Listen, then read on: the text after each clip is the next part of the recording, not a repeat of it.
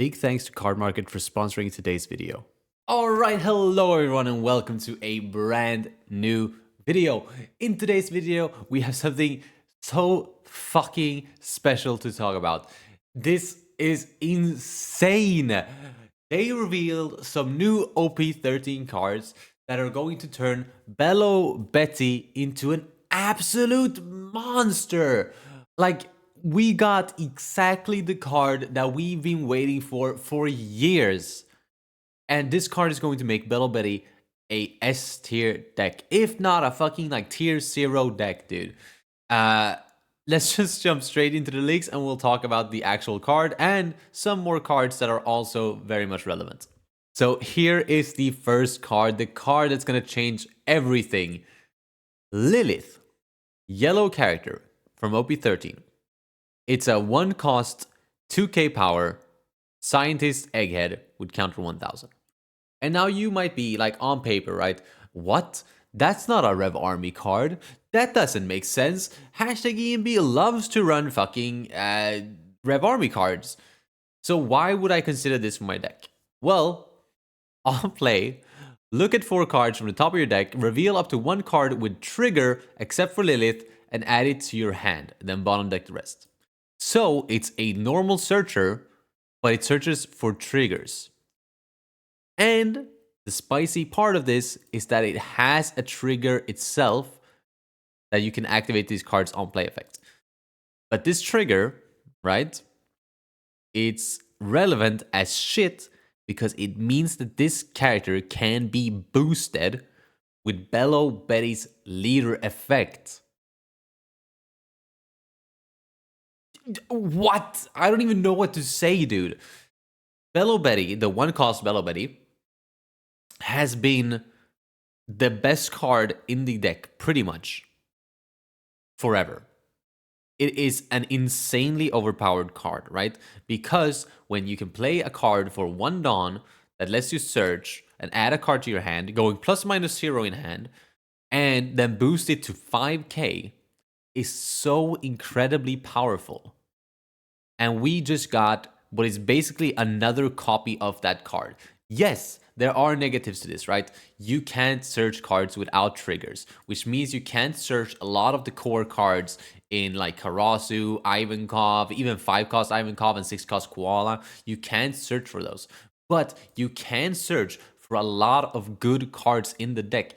Morley, Lindbergh, blocker Karasu. You can search for 2k Kuma. You can search for 2 cost Kuma. Like, there are a lot of good cards that are naturally in the deck.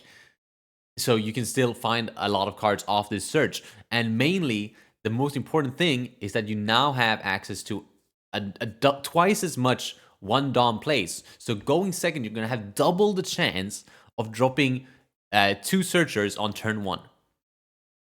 That is insane. Like, because you mulligan for 1 cost Betty, that just means, right, that that card is the best card to see in your hand on turn 1. Now you basically have twice as many copies of that card in your deck. This card is insanely good. Like, dude, I cannot even begin to explain this. I'm gonna show you a deck list that I've cooked up, a theoretical deck list that is just insanely powerful, right? All right, so this is the deck list here. Obviously, just imagine this 3 cost Lilith to be the 1 cost Searcher Lilith, right? This deck runs 22 trigger cards in both Kuma, Morley, Lindbergh, Karasu Blocker, 2k Kuma, and 7 cost Sabo. So you are going to consistently hit your search, right? It's like 90% or something. It's really good. And it still has every single core card of the deck in Betty, Koala, Ivankov, Russian Asuma, Karasu, and the spammers in Ivankov and Koala, right? So you're not missing out on anything just to play this Lilith. And now you have twice the chance to hit double searcher. It is so incredibly powerful. I can't actually explain to you, so I'm gonna show you. Let me grab my deck. All right, guys. So I have my deck here, and I obviously don't have Lilith yet. So I want you guys to imagine me, my stage being Lilith, right? So we have exactly the deck I just showed you, but we have stage in here instead of Lilith. So here we have already, right? We have one searcher in our starting hand. Obviously, this hand isn't very good, but we can already, like, going second, right? We draw one, boom. We drop a Lilith. We check top 4. Boom, we have 2 hits there, no problem. And then let's just draw another hand. All right, going second again, checking top 5, and drawing 1 for turn. Another Lilith searcher, perfect. Check top 4. Hit that search as well, no problem. Now, something I want to say that I have been considering, and that is maybe it's worth to play the Usopp, Egghead Usopp, because that is a 2k 1-cost searchable character, right? And when you don't hit that second searcher on turn 1, you can at least have that, and if you do hit it, then boom, you have a 2k in hand still. So that's definitely an argument to play that card. Let's check top 5 here. Oh, another Lilith. Who would have thought? And let's see. We're not going to miss that search either. Get the choice between a 2-cost Kuma and a 2k. All right, draw 5. Like, I wouldn't keep this. I might not keep this hand normally, but we do have a 2-drop. No searcher here, but obviously this hand is insane, so it doesn't really matter. Draw 5. The Betty searcher, draw for turn. Betty searcher. Top 5. And I mean, obviously we can pick whatever we want from here, right? Then another searcher start. Top 5. There's one searcher and draw for turn. Still no double searcher starts here. Really fucked, but we have at least had a searcher every single turn. Yeah, we missed a searcher once, but that is not crazy, right? I mean, you're very likely to miss searchers normally, right? You can't just expect to hit a searcher every single game, and having double the chance to hit a searcher turn 1 is actually so incredibly powerful. There might be arguments to run stage alongside Lilith and Betty, just to have even more search potential. Of course, the stage loses out on it not being a body and losing hand size for you. But when you have cards like Lilith and Betty, hand size isn't going to be as difficult to attain, right? All right, let's check top 5 here. 1, 2, 3, 4, 5. Searcher again, draw for turn. No double searcher, but again, still searcher. That was searcher Ivankov. That's a great hand. Obviously, going first is something that becomes very powerful with this deck as well, because you can now consistently go 1-drop into 1-drop into 2-drop on your second turn, right? So it's very powerful in that sense as well. So let's try go first. Draw our 5 cards. Then we hit the 1-drop on 1. Check top 5. There's a Lilith searcher, which is a little bit annoying that you can't grab, but we can grab something like Kuma. Could have also grabbed Karasu if you wanted to drop a 3-drop. We're gonna grab Kuma for the sake of the video, because if we can, oh, we already had a Kuma. I'm an idiot. But if we can draw into a 1-cost here, which we couldn't, but we could have gone theoretically for a super strong play. But still going 1 and 3 here, very powerful, because you're just going to have that double chance of drawing into a 1-drop, right? It's the same reason as Race Max was played. Race Max was realistically only played because he allowed you to have twice as much aggression, or twice the chance of uber aggression on turn 1. And Lilith does the same thing, but without losing your hand size. There was a lot of times, and the reason I actually ended up cutting Race Max is because on turn 1, if you see only Race Max, it's actually kind of shitty to play him, because you go -1 in hand to play him, and then when he swings, sure, your opponent goes -1 in hand, but it's like, that's it. That's all you're doing. It's not that powerful. So I think something like Lilith will just be even more powerful, because it allows you to do the same thing by not going down, while not going down in hand size. So let's go first again and see if we can hit kind of crazy double 1-drop here. Well, we could, but we could have done this without Lilith too. So this is obviously just a crazy hand, right? This is the actual nuts. Insane. So obviously, double Betty is still going to be the preferred start, but that is obviously like that doesn't happen, right? Like it happens very rarely that you go double Betty. Whereas now that you have Betty and Lilith, you can easily go double Searcher on turn 1. So let's draw one final hand here, going second, just to see if we can find Lilith and Betty in the same one. We cannot. Okay, we actually end up not getting any of them, unless, of course, I rip it off the top here. No, fucking Lindbergh, man.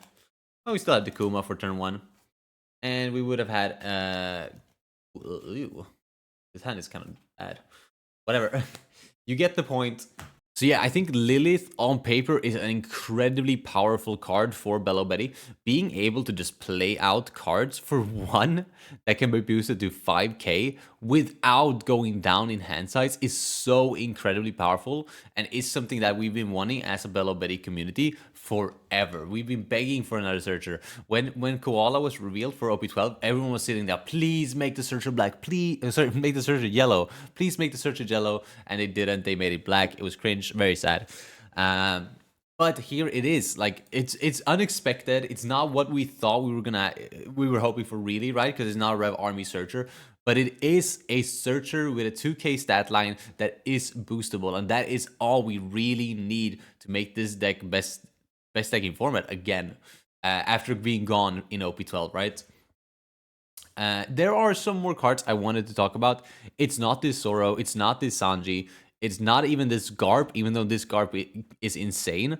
Mainly because it's not going to be running Sabo, which is my main problem with it, right? And it's this Dragon. Yes, more Rev Army support coming out of OP13. This is a 6-cost, 7,000 power Rev Army counter 1,000, which I thought was pretty interesting. I really felt like this should have been a brick. Once per turn, when your Rev Army type character would be removed from the field by your opponent's effect, you may instead give this character minus 2,000 power for this turn. What the fuck? That is insane. Like, this card is so incredibly nutty. Obviously, it's being a 6/7. It means that its slot is kind of occupied. I mean, as we looked at the deck I was showing you previously, the spot is kind of full here with both Ivankov, Koala, and if you want to run, there is the new OP12 Kuma as well, which also is in that 6-cost slot. So this 6-cost slot is kind of cluttered right now, and it's going to be hard to fit this guy into the deck. And obviously this guy is very meta dependent. If the meta ends up not running as much removal as it has been in the past, this card will not see play. But however, if it does end up being like a Lucci meta, or like the new emo leader runs like a heavy removal, boom, just slap this in there. And now you're protecting your entire board because you're only running Rev Army, right? And you're doing it for free because this minus 2,000 doesn't mean shit. Actually insane. And funnily enough, it's not opponent's turn, it's just once per turn. So if you would get hit by something like a Shigan trigger or any sort of removal trigger, right, this would still defend that, which is insane. And the fact that it's on remove, not on KO, means that it's absolutely broken, right? Yeah, Gravity Blade, boom, you do play 7 Dawn to give minus 2,000 to this. Sounds good. And it's just a little bit sad in the sense that the Ivankov that I just dropped a video on, the where is he? Here. This is now useless. This now only has a spot in low cost Betty and nothing else. Because this is only on KO, right? Only on KO. But also you have to trash this character, right? So it's significantly weaker than Dragon is. Dragon is everything 2-cost Ivankov wanted to be. But this card is 100% insane. It goes in Sabo, OP13 Sabo very easily, right? It fits perfectly in there. Not sure about Betty. Of course, in Betty, it's going to be very meta dependent. And like I said, that 6-cost slot is pretty cluttered. So it's going to be hard to fit him in. But yeah, meta dependent, definitely has a space. I'm just happy we're seeing Rev Army support. This is like really good, and I'm actually just happy that it's really good support for Sabo. So very, very sick card. Those were the cards I wanted to go over. There's nothing really too crazy except those two cards, right? Everything else is like weird support for weird decks that I don't really give a fuck about. So that is going to be the end of the video. Hopefully you enjoyed, and hopefully you're excited about these new cards like I am. I truly, truly believe that this Lilith can take Bello Betty to that next level that I have been worried about. I said like a week ago maybe that I don't think Bello Betty has a chance in OP13 with all the new power crept leaders coming out. But this Lilith gives me so much hope that Bello Betty's gonna stick around and be one of the more powerful decks in this meta.